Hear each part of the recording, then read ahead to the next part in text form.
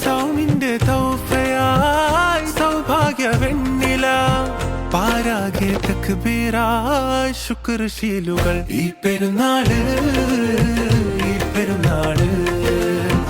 ഇരയോനേക്കും നീതിന്നാള്.